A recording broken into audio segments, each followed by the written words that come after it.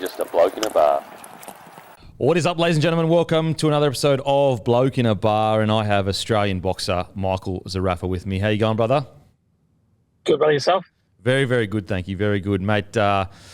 It's arguably the biggest fight of your career coming up at the end of March. Facing, obviously, Lara, notoriously very crafty boxer, heaps of experience in the ring. What areas do you feel that you have, I guess, the upper hand on him? And I know you can't give too much of your game plan away, but what do you think that you really do outweigh him in skill set? Well, his biggest thing is his movement. I feel like he's beaten a lot of the top-notch guys by his movement. But the last 2-3 years, even more, maybe 4 years, he tries to, stand his ground a little bit more and tries to fight, which I think, coming up against a guy in myself who, has done that his whole career, I feel like this might get him caught undone. Obviously he's, tremendous on the movement and the experience, but I feel like he's going to find himself in a bit of a situation when he's trying to sit there with me. And like I said, I've done this my whole career. I enjoy doing that. I love going 12 rounds and making a bit of a dogfight and a war. So I feel like him, being 40 years old, and people saying 40 he's old and he's done. It's definitely not the case. He's still super sharp. He's got something to prove. He wants to prove to everyone that, 40 is the new 30. So I know he's going to be in there. He's going to be dangerous. He's a southpaw. So coming up, straight off the first round, he's going to be awkward and out of my comfort zone. But like I said, the last 10 weeks, we've implemented a lot of game plans in this fight. So, God willing, to go out there and everything goes to plan. And we take home that belt. And you mentioned he's a southpaw. How, obviously you would feel relatively comfortable against a southpaw, but, certain fighters feel more comfortable than others. Where do you think you kind of land in that, I guess, 1 to 10 kind of comfortability against a southpaw? Because, for footy fans that are listening, southpaws are obviously much rarer than orthodox. Yeah, look, it's that initial oh crap, he's a southpaw. But once you spar once, twice, you just naturally adapt. And luckily, when I do fight, I naturally peel off to that side. I naturally go that left way. So It is a little bit easier for me. But some fighters do find it a little bit awkward. But at the end of the day, you got a head and a body. You got to try to hit. So the arms are just, obviously the things you got to dodge. But it just comes pretty natural to me now, especially after 10 weeks. If you don't get it after 10 weeks, you're never going to get it, I truly believe. But, once you get that first spar underneath the belt, it's pretty cruisy after that. And you spoke earlier of, enjoying kind of the war side of boxing. It takes me back to your fights with Jeff Horn, which were absolutely incredible. And they weren't without controversy, crazy controversy. I think that some of the calls were terrible. And but in regards to the level of ferocity in those fights, it was incredible. Can you just take us back to those two fights that in Australian boxing, I struggle to find many fights that, they're as good, but not better. Can you take us back to those fights with Horn? What was it like, and what was the falling out after it?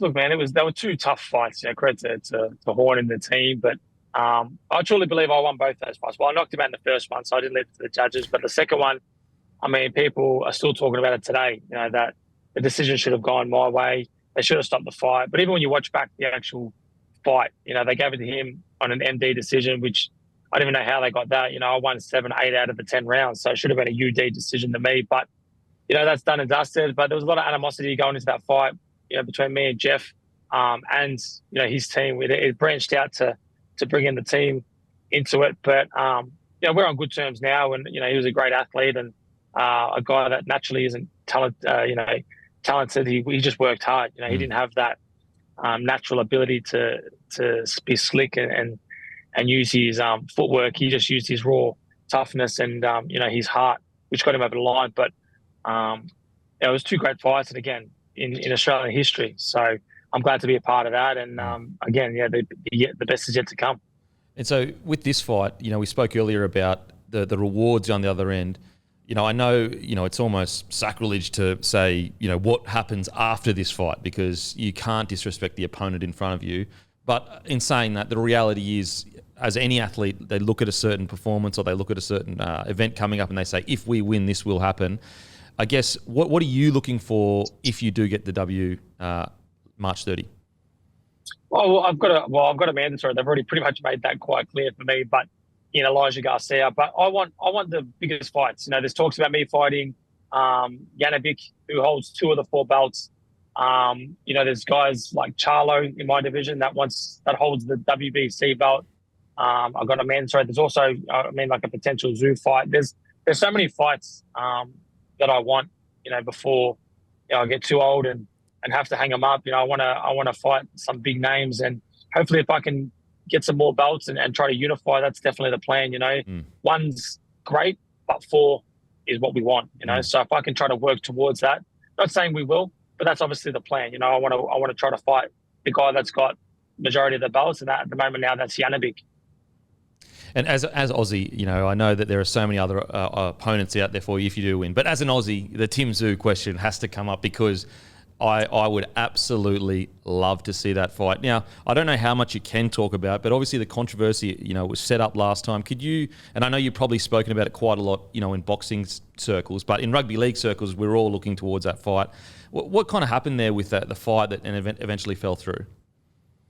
Look, I can't say too much, obviously, because the legal situation still in place. But, you know, I just wasn't told the correct information and was basically forced to not take, you know, the procedures that were promised and not delivered. So, unfortunately, it was completely out of my hands. You know, I still cop heat for that. But I never pulled out of the fight. You know, for those that listen, that was never the case. And, you know, Tim Tszyu, I know deep down knows that. I know his team knows that, because, you know, we've sat down after the event and worked it all out. And, you know, obviously I fought back on their platform again. And, you know, there's talks that we could potentially be working together moving forward. And, you know, there was just things that, and it was on my side. It wasn't anything to do on their side. It was on my side. I just, again, was never told what was actually happening, and promised the world, delivered nothing. And, yeah, sadly, I had to cop all the heat for it, but it was never the case. And for the Australian boxing fans and for boxing itself, you know, I've cleaned out my backyard. Tim Tszyu's cleaned out his backyard. It's the only one left for each other is each other. And I feel like the winner out of that fight is the Australian public and the sport of boxing. You know, it's a great fight. He thinks he beats me. I think I beat him. There's only one way to sell that. And, you know, if we're both world champions, there's more marbles in the pot. Does it, you know, as a fellow Aussie, you know, it would be a weird, I guess, kind of, you would want an Australian to do well overseas, but at the same time, you know, you are rivals. How deep is the rivalry? You know, is it a deep rivalry? Is it not a deep rivalry? See, me and Hardman, you know, I like Hardman and him. We just personality clashed, and there was a lot of hate going in that fight. And obviously, I knocked him out, and I've settled it on my end. Whether he holds the grudge or not, it's on him. But me and Tim Tszyu, look, we generally just have that competitive personality, and I think that's what we clash. He's done nothing to me, and I've done nothing to him. So, like, I don't hate the guy.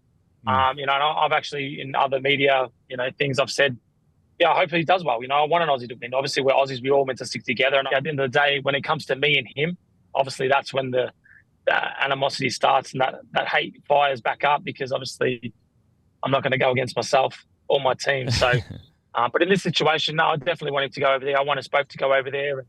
And, you know, we've got 2 Aussies on the big platform. There's other Aussies like Liam Wilson and other guys over there trying to, you know, achieve greatness, and Cambosis and Jai Patea, and that's what it's all about, getting behind each other. You know what I mean? Regardless of what's happened in the past or not, when it comes time for me and Tim Tszyu to fight each other again, and then we build it back up and we put on a performance. We build the fight and we settle it. But until then, yeah, hopefully he's in my corner for this fight, and I'm definitely in his corner. So that's what Aussie should do. You know, as countrymen and as athletes, we should stick by each other. You know, despite anything.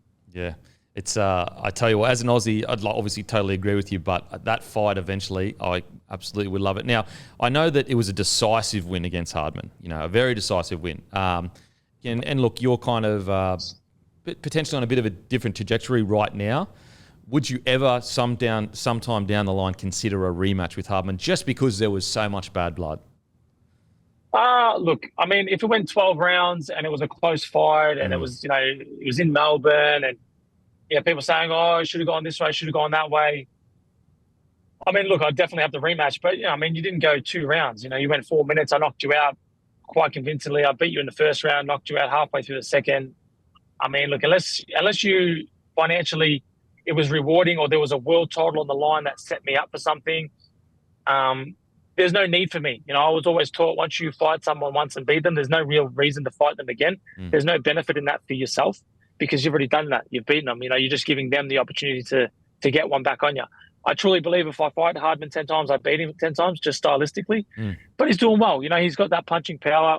He's putting people to sleep. But yeah, again, for me, like I said, unless he earned his way back up and like he's saying, he knows how the sport works, and he's respectfully saying, Zerafa flogged me. He's trying to work his way back up to the WBA rankings. I'm at number 1 at the moment in the world. So if he can get up to that point and there's a position where he's my mandatory, then sure, we'll fight. But for just, shits and gigs, let's just fight for the sake of trying to get one back on me. There's no real benefit for me. You know what I mean? And look, sorry? I'm not saying no. I'm just saying there needs to be something at the end of that for my, you know what I mean? For sure. Totally get it. Now, look, there's plenty of reasons to watch the card March 30th, but from a boxing purist fan, if you're speaking to them, what is something different that you think you're going to show on March 30th that we may not have seen from you before? It's a good question. I just feel like all round I'm doing everything just so much better. Just the boxing IQ, just the footwork, the confidence. Again, I know every fighter says it, I'm the best and this, that, and it's actually cringy. So I don't want to be one of those fighters. I just feel like, going into this, I'm just so much more confident. I'm just so much more relaxed. Working alongside greatness makes you great. And that's truly what I've been doing, every day, spending 6, 7, 8 hours with Nonito Donaire, whether it's in the gym or just every day driving around, shopping, whatever. We're just always talking boxing, talking game plan, talking strategics, talking confidence, talking minds. And it's very exciting. I just feel good, whatever the outcome is, win, lose or draw. I'm just sitting there telling myself, we got this, So I just feel like come fight time, you're just going to see a different performance, not a different fighter, just a different performance, different confidence, different belief. Now, I'm not sure if you're a prediction man, but is there any predictions at all, do you think, or? Look, I truly believe I'm going to knock him out. I don't know. I've had this weird feeling for a while. Stylistically, despite he's a southpaw, I feel like, just the way he's been fighting his last few fights, if he brings that fight night, I think I can knock him out. And obviously, I never go there looking for the knockout. I just go there and try to work each round as it comes. But I feel like if he tries to sit there with me, he's going to learn pretty quick that, I'm not like the guys he's been fighting. But it's boxing. You're one punch away from winning, one punch away from losing. So I never like to go out there and, believe it or not, say talk smack, which, coming from me might sound a little bit crazy. But I've never done that even before my fights. I never like to say what I'm going to do in their fight. I talk about their accomplishments or what I've accomplished, but I'll never talk about how it pans out because I just feel like, it can go either way. But going in there, like I said, I'm confident, and I feel like, I've got a huge upper hand going into this. And you're a Victorian man, a Melbourne man. So AFL, soccer, what's the other sport that you enjoy, if any other sport? Well, yeah, Melbourne Victory's been getting behind me a lot, so we've been going to all their corporate events and they've been getting me on the field and really getting behind me. So huge shout out to those guys for helping me out. The George Cross, the local NPL teams have been getting behind me as well. And it's great, so I'm starting to fall in love with a bit of the soccer. Okay. And football, obviously, I follow the Western Bulldogs and they've shown a lot of love and support too. So it's great. Like I said, we're all sticking together and that's what it's about. So walking out there with the Aussie flag and fighting for our country. Well, look, you don't have to take this on board, but if you do fight Tim Tszyu, it could be rugby league versus AFL. Just saying that could be the angle you go with. 100%. I've actually never been to a rugby. I can't remember. I don't think maybe when I was younger, but they're pretty good big boxing fans. So it'd be good. The AFL, they're loving it. The rugby league, they get behind Tszyu. I know that, and the No Limit boys, which is great. It'd be awesome. Time to build it up. They need me back in the media talking smack again. Mate, I love it. Mate, good luck. I'll actually be over in Vegas, so I might see you over there, mate. But rooting for you, and I hope you boys absolutely kill it over there. I appreciate it, bro. Much love. Thanks heaps. Thanks, brother. Appreciate it, man.